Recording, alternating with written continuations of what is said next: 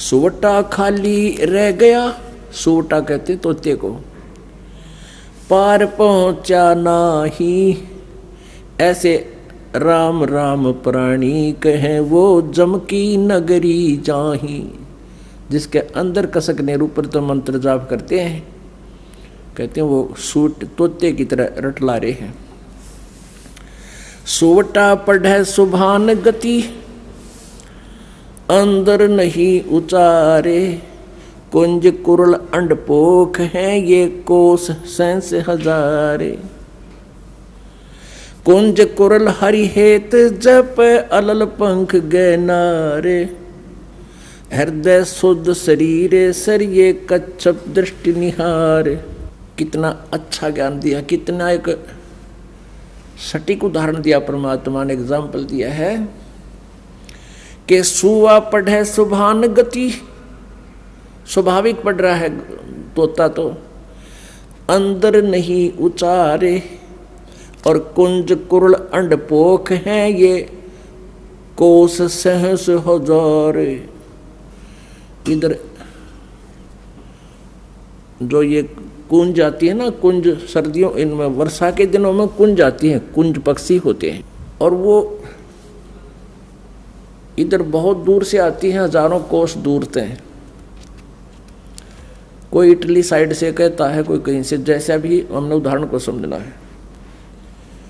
वहाँ अधिक सर्दी होती है, जिस क्षेत्र में अधिक बर्फ गिरती है वहाँ वो क्या करती हैं, वो अंडे वहाँ पैदा कराती हैं कुंज पक्षी, और वहाँ से ये चल पड़ती हैं इधर जहाँ नॉर्मल टेम्परेचर होता है और जहाँ उनको आहार प्राप्त होता है, यहाँ आ जाते हैं। तो वो क्या करते हैं, आप हमने देखा वो, क्योंकि विशेषकर ये धान धुन होते थे पहले, उन धानों को खाने के लिए कुंज ज़्यादा पहुँच जाती थी। तो वो क्या करती थी, एक पल भी बोलने से बंद नहीं होती थी, कुरुल कुरुल कुरुल कुरुल यूँ करती रहती थी। वो अपने अंडों की कसक में उन अंडों की तरफ उनकी एक विशेष तरंग जाती थी हृदय से कि मेरे बच्चे कहीं मर ना जा, मेरे बच्चों का क्या होगा। तो वहाँ से वो अपनी उस तरंग से, उस कसक से, उस कुरलाहट से, और वहाँ हजारों कोस दूर यानी 2-3 हजार किलोमीटर दूर बैठी भी उन अंडों को वो पोष रही थी, पोख रही थी। जैसे एक तो पक्षी अंडों के ऊपर बैठकर उनको पोषण करता है, जैसे ये कबूतर हैं, कौवे हैं, इस तरह के पक्षी, और वो वहाँ से अपने अंदर की तरंग से, कसक से, कुरलाहट से, किलबिलाहट से उन 1000 कोस दूर अंडों को पोषण पहुँचा रही है उस कसक से, और उनके अंडे वे फिर बच्चे बन जाते हैं। जब वो वापस जाती हैं अपने उस कसक की तरंग की सेटिंग तय, अपने अपने बच्चों के पास वो ऑटोमेटिकली मिल जाती हैं, वो भूल नहीं करती। तो यहाँ परमात्मा समझाना चाहते हैं, आदरणीय गरीबदास साहिब जी जिनको भगवान मिले, और भगवान परमेश्वर कबीर जी ने इनको अपने ही पाने का विधान बताया। वो क्या बता रहे हैं, सूटा पढ़े सुभान गति, अंदर नहीं उचारे। कुंज कुरल अंडपोख हैं ये कोस सहस हजार। अब क्या फार्मूला बताया है इसके अंदर, कुंज कुरल हरि हेत जप अलल पंख गैनारे। हृदय शुद्ध शरीर सर कच्छप दृष्टि निहार। ऐसी संगति जो मिले तो साईं से भेंट, ऊपरली बर्बाद है ये जम मारेगा फेंट।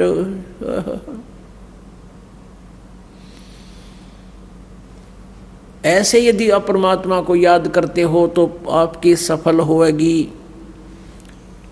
आपका साईं परमात्मा से भेंट माने साक्षात्कार होगा। कुंज कुरल हरि हेत जप अलल पंख गैनारे। हृदय शुद्ध शरीर सरन्यो कच्छप दृष्ट निहारे। जैसे आप जी ने यजुर्वेद अध्याय नंबर 40 के श्लोक नंबर 15 में, मंत्र नंबर 15 में सुना, उसमें क्या लिखा है? वायु अनिलम अमृतम अथिदम भस्मांतम शरीरम ओम कर्तो समर किलबे समर और कर्त्युम समर। यदि तुमने ब्रह्म तक का लाभ लेना है, उसकी भी साधना करने का ये तरीका है। ओम नाम का जाप कर, काम करते करते कर। और किलबे माने किलबिलाहट के साथ, विशेष कसक के साथ, जैसे कुंज पक्षी अपने बच्चों की एक पल भी याद नहीं भूलता और हृदय से याद करता है, कुरुल कुरुल, यानी विशेष किलबिलाहट से, विशेष कसक के साथ। किलबे माने ऐसे ढंग से जाप कर जैसे कुंज पक्षी अपने बच्चों को, अंडों को याद करता है कुरलाहट से, अंदर की कसक से, उसको किलबे बोलते हैं। और कर्त्युम समर, अपने जीवन का मूल कर्तव्य जानकर के मनुष्य परमात्मा प्राप्ति के लिए ही मिला है। ऐसे भगवान जब, तो तब कैसे होगा? ऐसी संगति जय मिले तो साईं से भेंट, ऊपरली बर्बाद है जब मारेगा फेंट। ऐसे जब तुम साधना करोगे इसी कसक के साथ, तो परमात्मा का साक्षात्कार होगा। और ऊपरली बर्बाद है, ऊपर आठ माला फेर दी, कहते परमात्मा कहते वो अच्छी बात है, अगर उसमें मंत्र में ध्यान रहा है तो वो सफल है। नहीं तो परमात्मा कहते हैं जीव या तो मुख में परे फिरे और माला फिरे कर्मा ही, कर्मा ने हाथ में, और मनुआ तो चौं दिस फिरे, ये तो सिमरना ही। विशेष कसक के साथ कहते तब परमात्मा मिलेगा। फिर और उदाहरण दिया है कि हृदय शुद्ध शरीर सर, सच्ची आत्मा ते सच्चे हृदय से, और ऐसे ध्यान लगा, ऐसे या उसको, जैसे ये कछुए जो होते हैं, कछुए तालाबों में रहते हैं, ये क्या करते हैं कि बाहर झाड़ियों में अंडे उत्पन्न कराते हैं। जो तालाब के आसपास झाड़ियाँ होती थी उनमें जाकर अंडे उत्पन्न कराते हैं और फिर रहते हैं जल में। तो अपने उन बाहर झाड़ियों में रखे अंडों का पोषण वो अपनी दृष्टि से करते हैं, बाहर से, जल के अंदर से। आपने देखा होगा ये कछुए, हमने खूब देखे दौड़ा पर तालाबों में, गामा में, तो नू इतनी गर्दन काट दिया करो नू बाहर न, और नू देखते रहा, और एक टक काफ़ी देर तक देखा हमने, कोई मिनट तक वो नू ऐसे एक टक देखते रहते हैं। वो उन अंडों को ऐसे ध्यान से पोषण दे रहे हैं। तो ये हमारा मेडिटेशन है कि जैसे आपकी आंखें खुली हैं, आप बैठे हो, मंत्र कर रहे हो, जब आप सारनाम का जाप करते हो तो आपका मेडिटेशन साथ में चलता है। ये विधि हम उसको उपदेश देते समय बताते हैं। तो हमारा, जैसे हम यहाँ बैठे हैं और हमारा ध्यान उस सतलोक में है कि हम यहाँ नहीं रहेंगे, हमारा लोक यहाँ नहीं है, हम सतलोक में जाएंगे। जैसे एक अलल पक्षी होता है, उसको अनल पक्षी भी बोलते। अनल, अनल माने वायु होती है, अनिल, और वायु में विचरने वाला वो पक्षी होता है। अब बहुत से पक्षी ऐसे हैं, बहुत से ऐसे जानवर भी हैं जिनकी जाति नष्ट हो गई है। सदग्रंथों में एक ऐसे पक्षी का विवरण आता है कि वो अलल पक्ष कहलाता था, अलल पंखी पक्षी। वो वायु में रहता, ऊपर, बहुत ऊपर के स्थान पर है, और वो ऊपर से ही अंडे छोड़ देती है। वो मादा अलल अंडे भगवान का वाला छोड़ देती है, ऊपर से अंडे वायु में ही, वो आकाश में अंडे पैदा कर देती है। और वो कहाँ करती है? जहाँ केले के वन होते थे, वन, ऐसे कीड़े फंसे रहते थे एक दूसरे में, तो वो उस स्थान का उनको आइडिया होता था, उसी के आसपास वो घूमते रहते थे। उसी केले के वन के ऊपर वो अपना उनको आइडिया होता था, वहीं रहती थी। वहाँ से अंडे छोड़ देते थे, भगवान वाला है। और वो अंडा अच्छा भारी होता था, नहीं इतना बड़ा 4-5 किलो का, और ऊपर से आता गड़ गड़ गड़ करता हुआ, और आते ही वो केलों के वृक्षों पर गिरता हुआ उनके पेड़ों को तोड़ता तोड़ता फिर जमीन पर जाकर गिरकर गद से फूट जाता।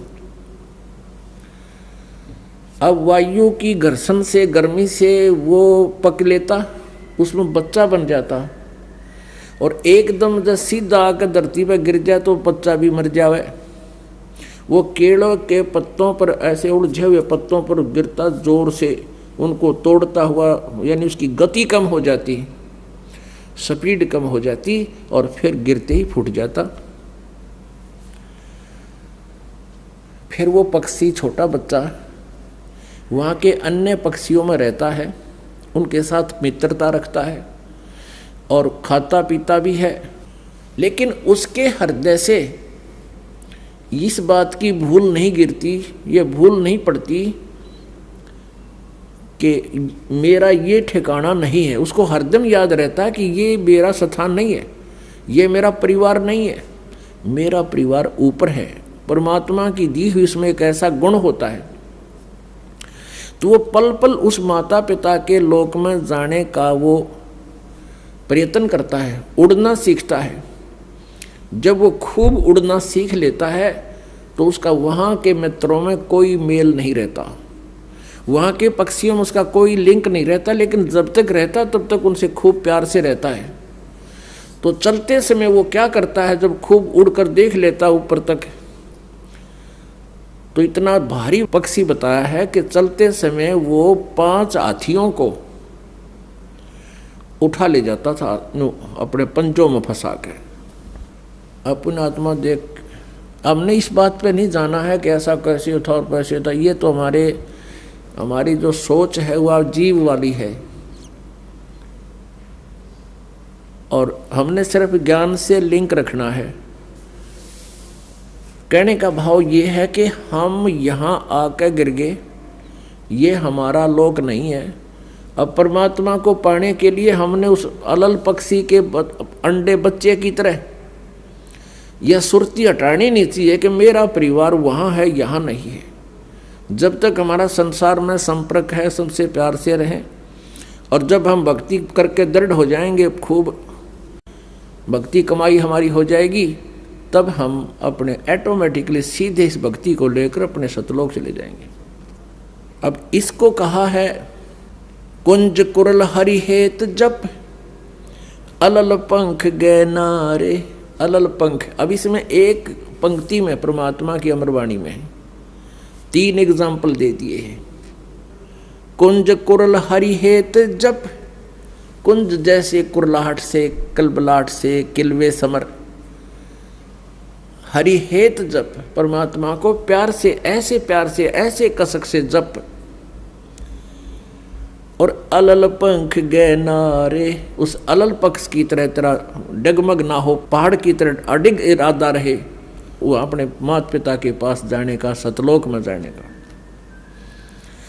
हृदय सोद शरीर सर, कच्छप दृष्ट निहार। इस हृदय रूपी, शरीर रूपी सरोवर में शुद्ध हृदय से, और कच्छप दृष्टि निहार, जैसे कछुआ देखता रहता है, एक टक भी उसे दृष्टि नहीं हटाता, ऐसे ही आप जी का जो सूक्ष्म मेडिटेशन ध्यान है, हमारा सूक्ष्म ध्यान कैसा है? जो पति भरता पति से राती, आन पुरुष नहीं भावे, बस पी हर मैं सुरत प्रीतम में, ऐसे ध्यान लगावे। जैसे लड़की का विवाह हो जाता है, अपने मायके आ जाती है, लेकिन उसका अपने पति के प्रति वहाँ रहते हुए मौन रहती है, जिक्र भी नहीं करती।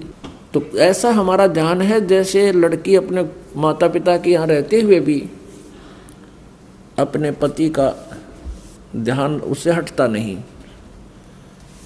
तो ऐसे ही कहते हैं जैसे कच्छप दृष्टि निहार, हम यहाँ रहते हुए भी सतलोक जाएंगे, हमारी वो कच्छप यानी कछुए जैसी नजर दृष्टि व सूक्ष्म दृष्टि सतलोक में जाने वाली ऐसे निरंतर बनी रहे, तो तब हम परमात्मा पाएंगे। ऐसी संगति जो मिले तो साईं से भेंट, यदि ऐसा कोई संत मिले, ऐसी संगत वाला संत मिले, ये मार्गदर्शन करने वाला मिले, तो भगवान प्राप्ति होगी, परमात्मा का साक्षात्कार होगा। और ऊपरली बर्बाद है जब मारेगा फेंट, यानी जैसे ऐसी कसक नहीं है और साधना भी कर रहे हो तो काल तुम्हारे ऊपर कभी भी अटैक कर सकता है। जैसे सूरज के आगे बदरा ऐसे कर्म छयारे, प्रेम की पवन कर चुत मंजन जुल्क तेज नयारे। अपने आत्मा ज्ञान से और इस भक्ति के साधना से, सत साधना से आपके हृदय में एक विनम्रता आवेगी, एक विशेष प्रेम जागेगा भगवान का। और वो उस प्रेम की दशा बहुत अजीबोगरीब होती है। परमात्मा कहते हैं प्रेम छुपाया ना छुपे, जागट प्रगट हो, मुक्त चाहे बोला नहीं पर नैन देते हैं रो।